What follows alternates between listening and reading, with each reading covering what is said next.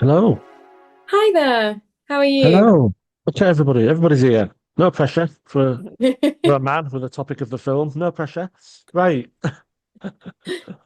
Superb. Right.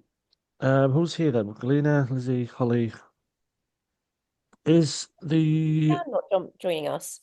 yeah, She's meant to join us, yes. we can wait a Yes. little bit. I mean, Thank you my for God. organizing that, Robin. So lovely to meet you here. Oh, yes, nice to meet you all. I'll be honest with you, this is the most nervous I've been, and I'm not usually nervous with interviews because I do it for a living as well. So this is not my day job, but yeah, a man organising a festival for women. It's a bit strange, but yeah. We love Right, it. Suzanne's here. Here we go. Superb. Right. Hello, Suzanne. Hey. This might run over a half an hour, but we'll see. Um, Lots to talk about. Let's get on with the show. So we've got the producer, the director, actress, and cinematographer. Is that right? Superb. So I think the first question's for Galina, the director, obviously. I mean, this is a really obvious question, but I want it from your point of view. Like, why does this particular story or this aspect of life need to be told? That's a great question. Um, I wanted to tell a really visual story for my next project, and I also started to think about periods as a concept and also the hormonal processes that the female body goes through every month. And I found that this will be a really interesting thing to explore. Also, I've seen very little portrayed on screen regarding these particular subject matters. Like the film doesn't just deal with periods, but more specifically adult periods and some underlying conditions such as PCOS or endometriosis that usually cause this excessive bleeding and severe pain. Um, and I myself suffer from those conditions as well. And I felt this would be something really interesting to explore visually on screen, and I was interested to externalize that pain and what it feels like, and portray it as a monster in the background, as per se. And again, periods are a very vast subject. Normally, we see a lot in media about first periods, and or period poverty, and of course, those are important subject matters. But I think there's also a space for adult periods and what women go through, and all the hidden pressure, especially when you're on a romantic getaway and you're supposed to have a good time, but actually you're dealing with something that no doctor can actually help you. Because it's a little known fact, other than for women who actually go through this, that medicine isn't really interesting in alleviating the pain, caused by these severe conditions. They're much more interested to prescribe the pill, as a contraceptive method. And the side effect of the pill is that the periods get easier, the pain is meant to be slightly alleviated, but then there's so many negative side effects.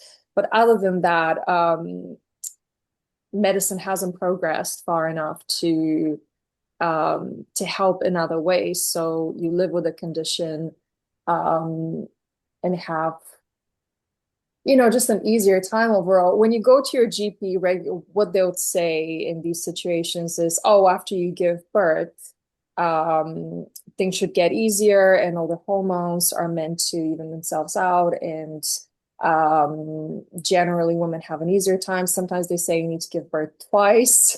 But then Mhm. since women are starting to give birth later and later in life, what are you supposed to do between the ages of 11 or 14 when you start having your period, and Yeah. 30? That's 16 years of hardcore pain. Um, that's if we consider, let's say, the Western woman that is now giving birth much later in life. And I just find it ludicrous that no one is really interested in helping women in that way.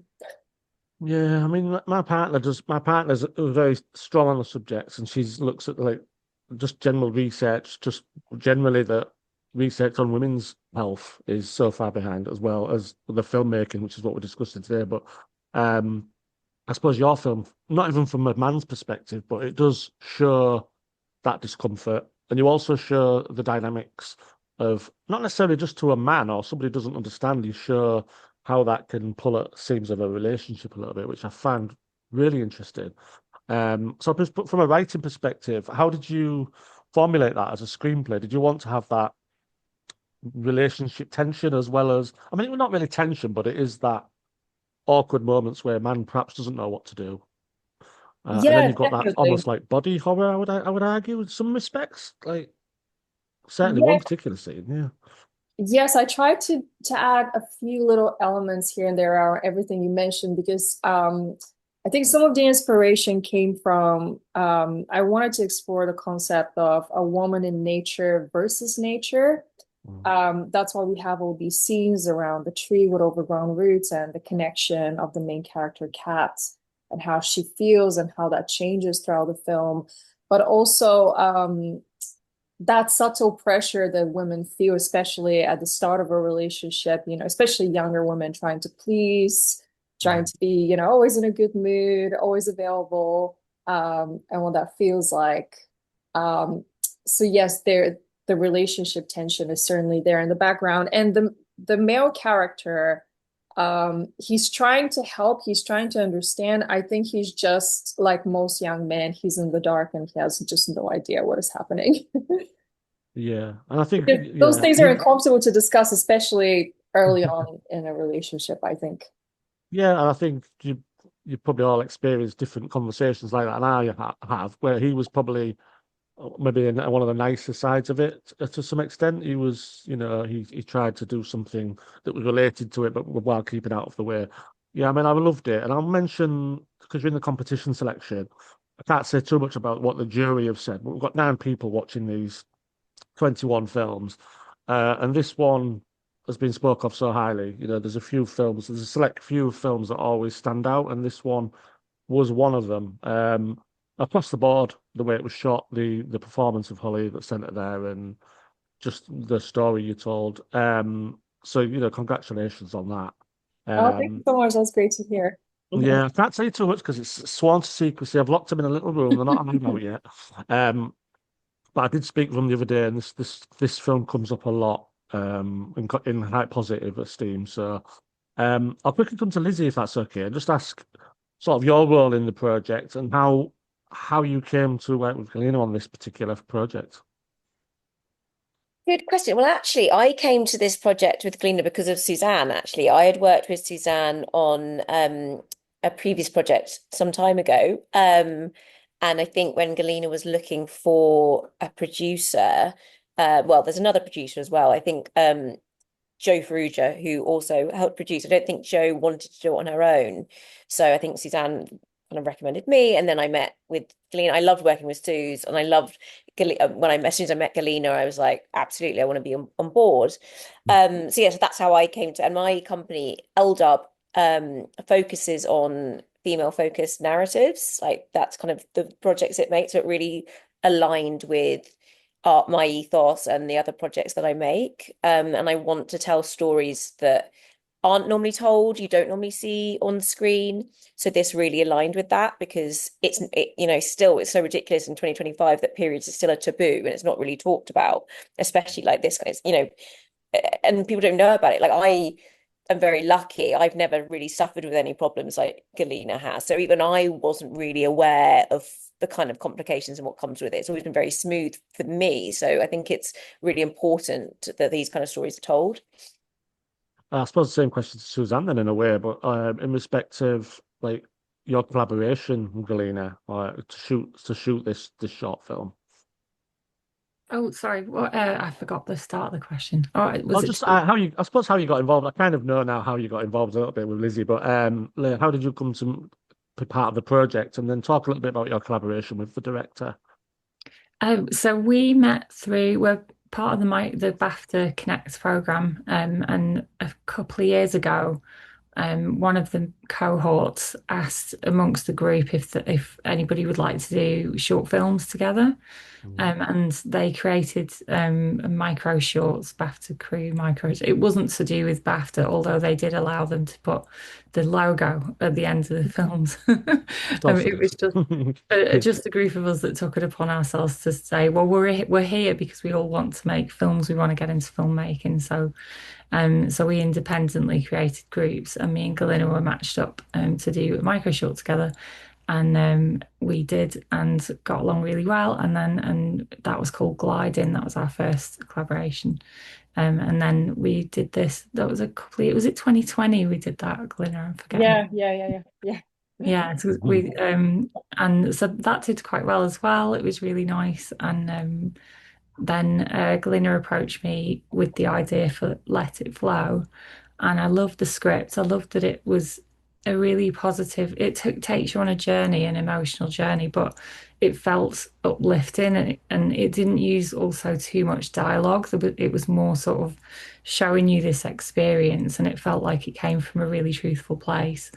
Which is always love when a script like that lands on your desk as a cinematographer. You're like, oh yes, because filmmaking's a visual medium, so you want to be able to tell stories with the visuals.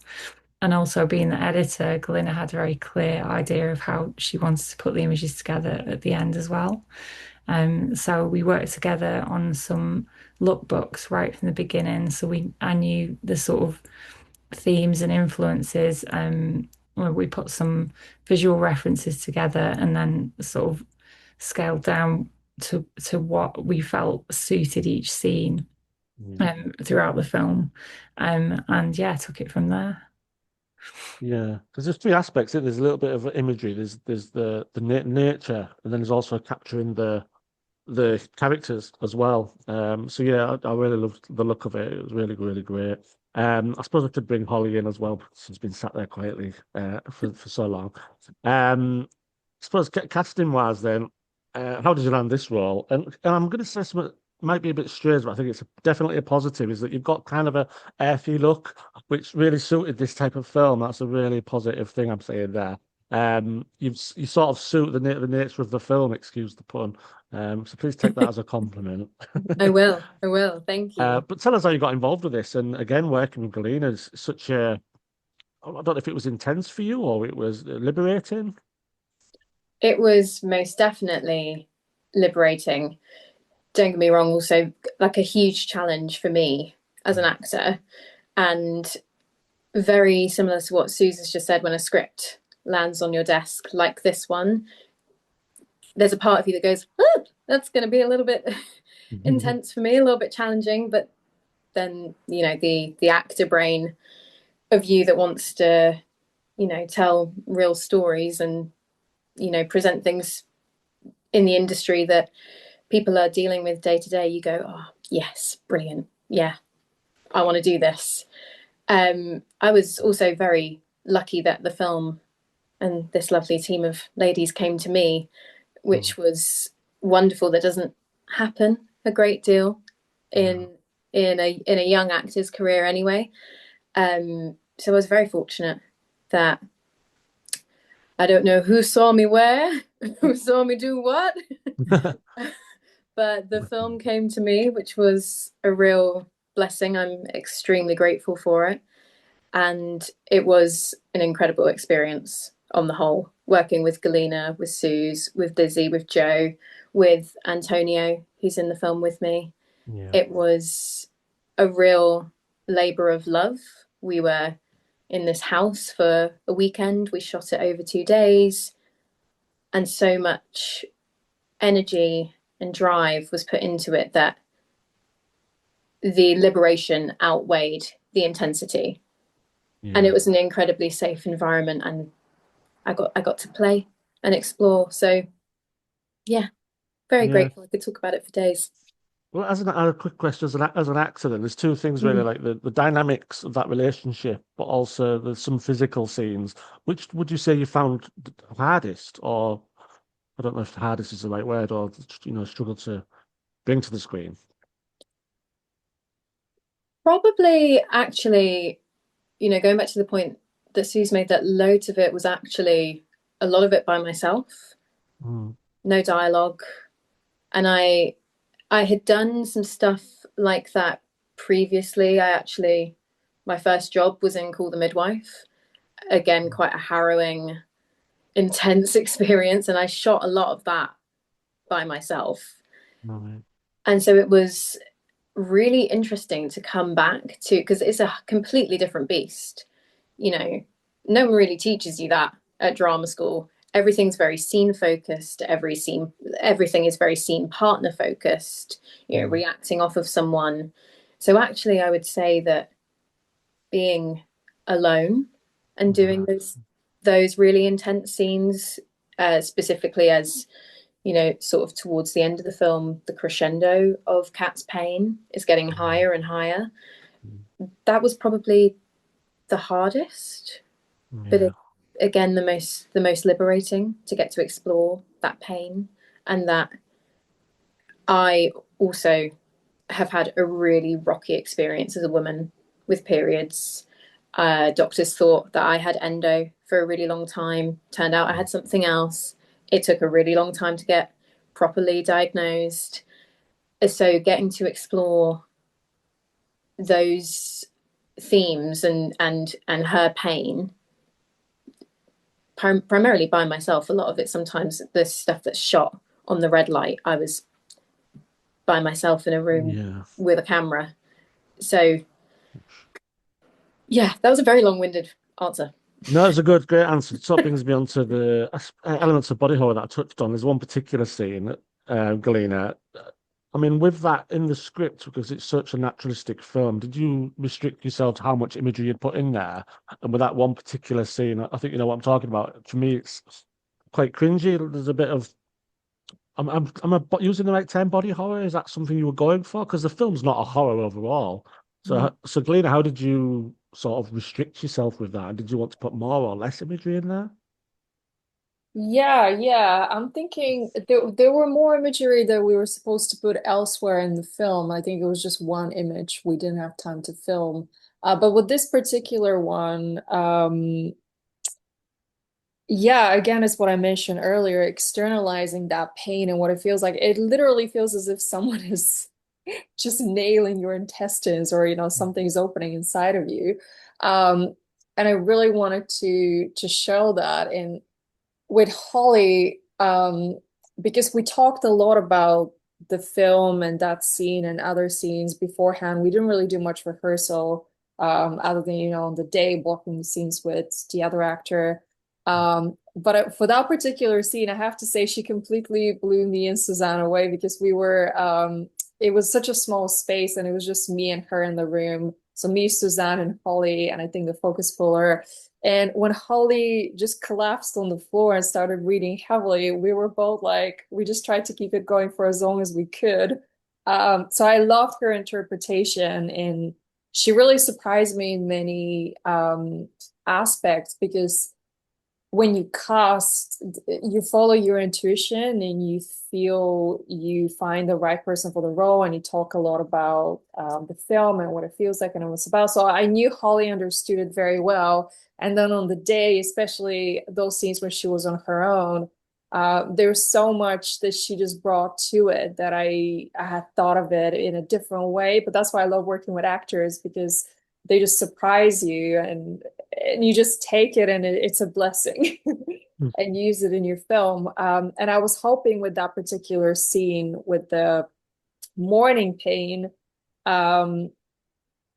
just to show those hidden aspects that most people don't see, which are usually private in a bathroom. Because when you in your period, let's say the first 2 days are the heaviest, and sometimes at 6 a.m. you wake up with this like severe throbbing pain, and you feel like you're gonna pass out. So the yoga exercises that she's doing are actually to alleviate that a little bit, and it doesn't always help, but you see it prescribed online. You see a lot of people talking about it, so you try what you can and see what happens. But by that point in the story, she's run out of painkillers. So there's nothing she can do. She just has to go through it, and calm down. So I'm actually a lot more interested in other people's interpretation of the scene rather than my intention. Yeah, well, something I thought of, this is might be way off, or it might be related to werewolves, but there's a Miracle Werewolf in London when the transformation scene from 1980 when he goes on all fours. I got a flash of that, Oh yeah, and I yeah, yeah. think I there's a love that relation film. between the cycle and the werewolf in there as well. So that made me think of that cinematic. Very, you don't see that often on film. Someone on all fours like that in that respect because of pain. So that popped into my head, and that's a good thing, I think. So I suppose going forward, I've got a quick question just about being a female in the industry, given what the festival is about. I suppose if I go around each of you just briefly, I'll start with Lizzie. Just being in the industry, whether you're surrounded by men or not, do you find there's any challenges or anything that you're particularly proud of achieving, given your gender in this industry? Um, yeah, I think just doing it is something to be proud. I think what I'm very proud of is that my sets are nearly almost like I would say 90% female um on the crew, which I'm really proud about. Because I think that doesn't happen. I think you have to really fight for that. Um and in my kind of other work that I do outside of my company, I'm constantly having that conversation because it's always, the people are always going to use the same kind of white men that they've used a million times before because they're playing it safe. So I really have to fight constantly to be like, what about this new female writer, this new female DP director? I'm constantly. So I think I'm very proud of that, of really championing women in the industry. Yeah. Superb. Good answer that. That's coming from a white man. So, Suzanne, yourself, and any sort of struggles or achievements in the industry? Again, same similar sort of question, given your gender. Um, well, it's been a struggle from the beginning. But I hope that it is getting a little bit easier for the next generation as there are more and more women behind the camera to look up to. But I'm always very proud when a director or a producer asks me to work with them again, because that means you've done a good job and maybe they enjoyed working with you. So that's the main thing to be pleased with, I think. That surpasses everything else. Obviously, you want to do a good job as well, but to think Yeah. that somebody's enjoyed working with you, that's very rewarding. Well, I think you're in good company here, to be fair. I think you've done a really good job here. Holly, just, I suppose from an actor's perspective as well, it's maybe a little bit different, but maybe you've seen things with other filmmakers you've worked with. Do you have any sort of achievements or any struggles you've had as a woman in the industry? Um, I think on the whole, you always encounter, like, no matter what your role is, being an actor, being a DOP, being a producer, being a writer or director, there's always going to be certain challenges you face purely because of the fact that you are female. We do come up against different hurdles, unfortunately. I would say positively, though, what I'm proud of achievement wise is that I have worked on a fair few projects now over the years that have really been focused on women's health. That's a huge thing for me personally, not just inside, the realms of my career and my work and what's being put out there. I've been really fortunate to get to tell some really important stories like this one that has a real strong connection to that discussion because, like Galina said, no one's really doing anything about it. No one's really discussing it. So I felt very fortunate on that aspect. And also just working on a set like this one, like Lizzie said, with it being, predominantly female, that also allows, when you're telling a story like this, for everybody to feel at ease and feel safe to explore. And I remember sort of day one of being on set for this, I just got into a conversation with Alexis, who was our hair and makeup artist. And we were just talking about different experiences we'd had as women just out there in the world. And Antonio was sat next to us and he was like, this feels like a real education for me. I'm really glad that I get to be here and have this. So that feels like a really proud thing, getting to be in those spaces and having those conversations with real women that you're working with. Yeah, it's funny you say that because I feel a little bit like that like I'm learning by doing this festival, having these conversations. Sometimes, and I've said this to a lot of filmmakers, it's not a negative. Sometimes having these conversations for me is a better experience than watching the films. Mm. And that sounds absolutely weird, but it's you watch the film, but then there's all this discussion that comes for the rest of your life that you talk about it. And these interviews and these discussions are what I do this festival for, that community. And I'm always learning and seeing these stories that are predominantly about women, to be fair, and that's amazing as well. It's not just behind the camera; it's in front of it.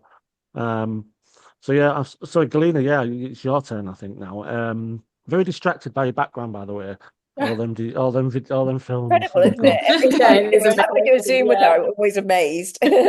Look, she's got RoboCop, and it's like, oh my gosh. It's me and my partner's collection, so I'm I very love lucky it. that he loves Yeah, collecting. So it's great. I take full advantage of that. But I think what I've noticed in the industry being a woman writer director is that I mean there's a lot of positive change. There are a lot more of us, and I see the next generation that are being a lot more brave out there, making films, surrounding themselves with awesome female DPs, producers, editors.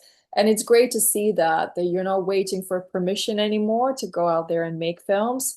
But then what is still hard and is getting harder every year is the public funding. And everyone is finding their own ways to make a project.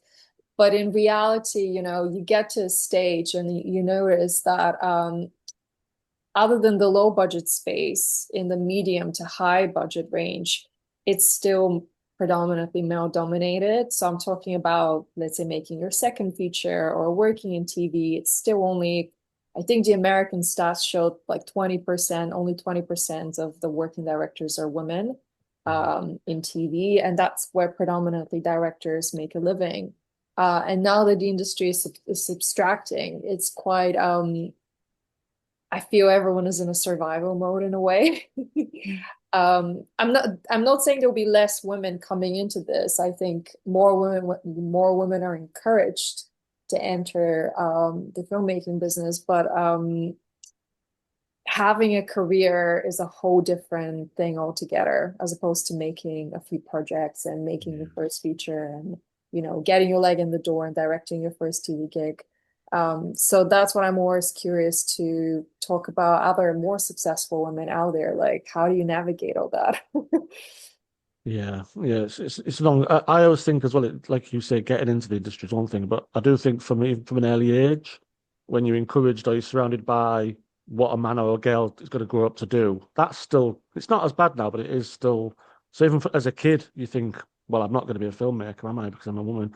It's weird, really. I don't know why that's still the case. It has changed a lot, but It has changed uh, a lot, unfortunately, because the men are more experienced. There's still quite a long way to go because, yeah, that people are scared to take a risk on a newer filmmaker or, an unknown filmmaker. So they're going with a safer option, which is the men. That will change, obviously, as now people are getting more and more experience, but there's still a bit of a way to go in that, I think. yeah, definitely. Mm. So final question is just will you all work together again is one thing, and then just individually, just sum up what your next project is, if you're allowed to speak about it. Lizzie, do you want to go first again? Sure. I mean, I would love to work with Galina and Suze again, absolutely. And Holly again, if the project comes up, of course. Um, what am I working on right now? I have got a couple of feature films in development that I'm trying to get finance for. That's kind of Galina's previous point. It is quite hard to get finance for them. But yeah, so those are my next two projects. Super. Suzanne, what are you doing next, and will you work with these people again? Yeah, I'd love to work with them all again. At the moment, I'm working on early sort of development on a short film that's we're hoping to shoot on film, which would be quite exciting. But yeah, it's very early stages at the moment. Look forward to that. And Holly, what have you got lined up? Um, First, I'd like to say yes, I would absolutely love to work with this wonderful team of Course. women again. I am going to be doing a play a musical, which is very fun, at the New Diorama I start in October and we run from November to December, again about another very important topic. It's all about climate change and the state of our planet and the questions that a woman has in terms of, do I want to bring a child into this world? sort of morality kind of aspect to it. So yeah, that's what I'm going to be doing next. Wow. And Galina, last but not least. I would love to work with everyone here again. I had such a wonderful experience. I can't wait to do more projects with everyone here. So I'm developing a feature film. So I have a treatment that got into the Torino Film Lab next. So I'm quite excited about that. So it's happening in January. But before I actually do the lab, I'll need to sit down and write the full script so I can make the most out of the experience, which will be focused mainly on the treatment for more like a sales pitch document to more producers, because the film will be a co-production. So I think it'll be interesting to refine it and attract people from different countries to participate. But other than that, I'm also developing a 5-minute short film I'd like to make, which is about some serious topics again, about the over-sexualization of 18, 19-year-old girls and the topic of assault, because I've had some interesting conversations when I wrote the film, and when I sent it out, so many of the women that read it said, actually, I've had a similar experience when I was 19 or 18, or when I was at university, when someone tried to attack me on the street. So it's so interesting that it's that particular age that gets targeted by predators. Yeah, and other than that, there are other projects in the pipeline as well. Really, really great film. I'm not just saying that. It's the jury loved it. I really liked it. I'm looking forward to the audiences seeing it. Because you're right, we don't see this enough. And yeah, so all of you should be really proud. Hope to see you all again. I hope you come back to the festival. But we will be in touch with those screening times, and hopefully we can mingle during that week in September. Amazing. We'd love to. Thank you so much for inviting me. Yeah, Look at this! Look at this collaboration. It's amazing. I'm totally outnumbered, and I love it. So thank you very much. Thank you very much indeed, all of you. Really talented. Thank you so much. Thank you so much. All right. Have a lovely weekend, everybody. You too. You too. Bye. Bye. Bye now. Bye. Bye.